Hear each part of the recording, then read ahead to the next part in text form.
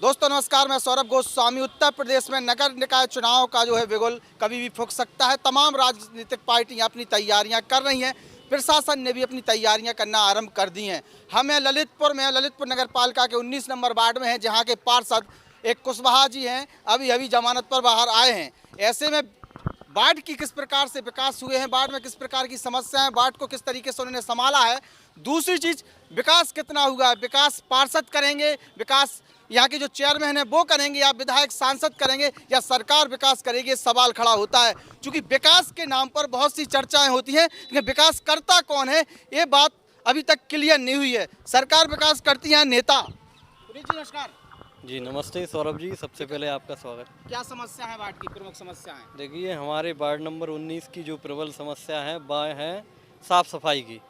यहाँ पर आप पीछे हमारे देख सकते हैं सिंचाई विभाग की नहर निकली है, क्योंकि यहाँ पर प्रॉपर रूप से नगर पालिका की टैक्सियाँ नहीं आती हैं, जिससे लोगों को कचरा मजबूरन इस नहर में फेंकना पड़ता है, जिससे कूड़ा कचरा इकट्ठा हो जाता है और यहाँ पर कई प्रकार की बीमारियाँ पनपने लगती हैं। वार्ड नंबर 19 की सबसे बड़ी समस्या सफाई। भैया नमस्कार सौरभ जी, बस आपसे मेरा एक ही अनुरोध है कि आप इतने बड़े चैनल पे आप हैं, कृपया आप अध्यक्ष जी से आपकी मुलाकात रोज़ ही होती होगी।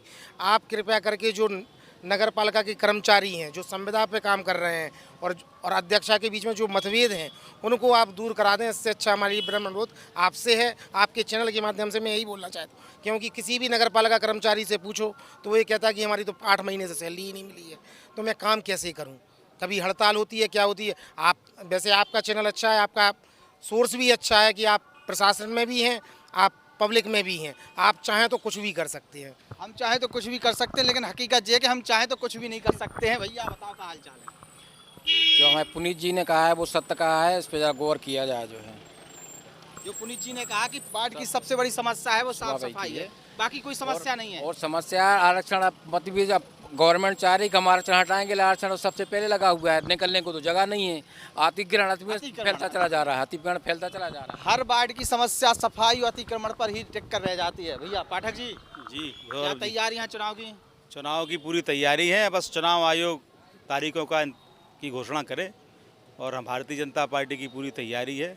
तीनों नगर पंचायतों में और नगर पालिका में भारतीय जनता पार्टी के प्रत्याशी प्रचंड बहुमत के साथ जीतेंगे। जनता के सवालों का जवाब कैसे मिलेंगे? काम कुछ हुआ ही नहीं, सफाई नहीं। अब भाई, भारतीय जनता पार्टी की सरकार ने बहुत विकास के काम करे हैं। शहरी क्षेत्र की अगर हम बात करें तो लगभग 30,000 तो प्रधानमंत्री आवास ही बने हैं। ये एक मील का पत्थर है। इसके पहले किसी भी सरकार ने बड़े पैमाने पर या किसी भी पैमाने पर कोई आवास नहीं बनाए हैं। मोदी जी और योगी जी की सरकार ने प्रधानमंत्री आवास लगभग 30,000 इस जनपद में दिए। ये बहुत बड़ी उपलब्धि है।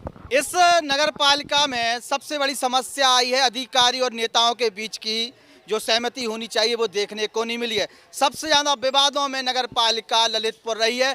कई बार सफाई कर्मियों को अनशन करना पड़ा है अपनी खुद की मेहनत की कमाई लेने के लिए। अभी भी कई लोगों की अटकी हुई है। नगर पालिका अध्यक्षा जो हैं उनकी कार्यप्रणाली पर लगातार सवाल खड़े किए गए हैं, लेकिन ना तो वो जनता के सामने आई, ना ही मीडिया के सवालों को जवाब देते हुए नजर आई। उनके पति चुनावी मैदान में थे, वोट मांगने वो आए थे, लेकिन जवाब उन्होंने अभी तक नहीं दिए। अभी एक व्यक्ति ने जिस प्रकार से सवाल खड़े किए हैं वो वास्तविकता में जेन्युइन समस्या है, जिसको निपटाने में ना तो प्रशासन का कोई अहमियत निभाया है, ना यहाँ के नेता और ना ही मीडिया ने कुछ अपनी भूमिका निभा पाई है। पुनीत जी, और कोई विशेष समस्या? देखिए, दूसरी समस्या यहाँ की है तो वह है सड़कों की।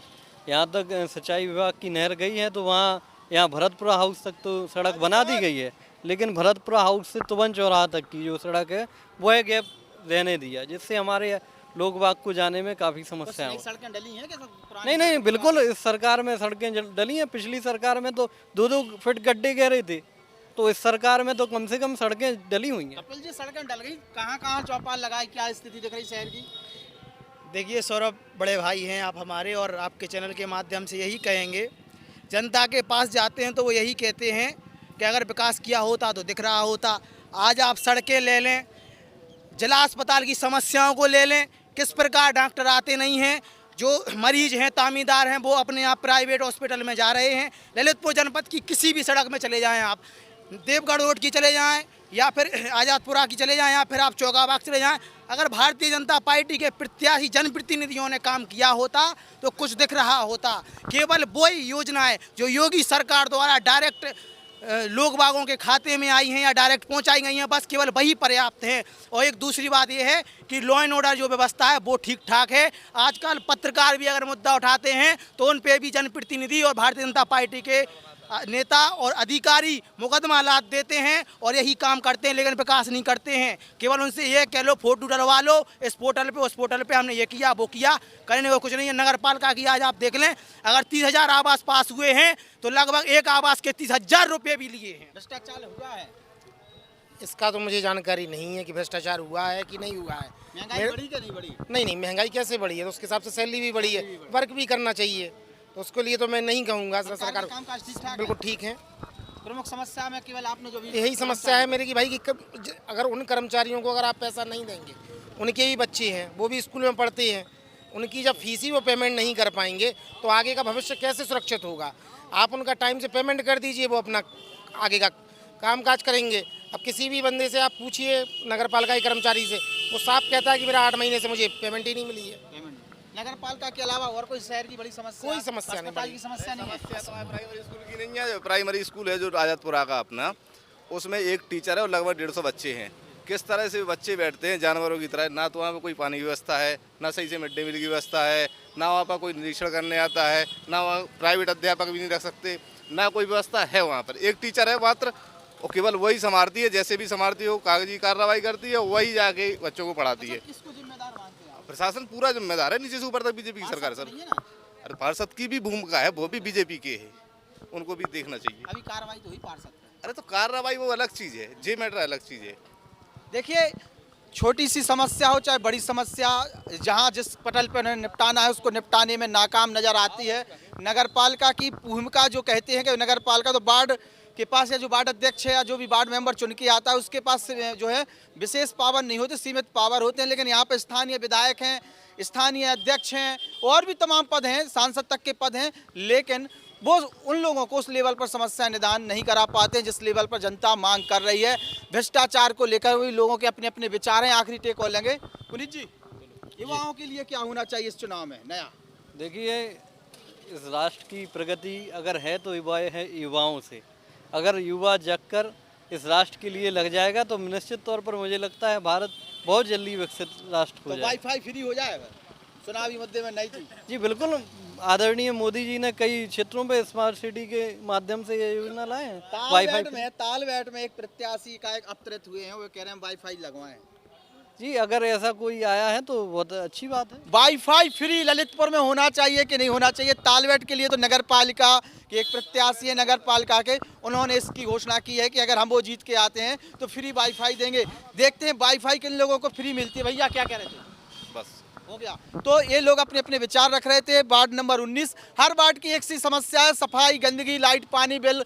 इसके अलावा कोई नई चीज़ नहीं है, चूँकि इतनी जगह भी नहीं है कि हर जगह पार्क डेवलप की जाए। विद्यालय जो है अधिकांश है ही, साफ सफाई की बड़ी समस्या है। मोदी जी ने झाड़ू तो पकड़ ली थी, लेकिन मोदी जी ने तो झाड़ू पकड़ ली थी, नेताजी जो है वो झाड़ू लगा नहीं पा रहे। उनका पेमेंट करा दीजिए आप कैसे भी करके, दोनों का अध्यक्ष जी से। हाँ, सफाई कर्मियों का।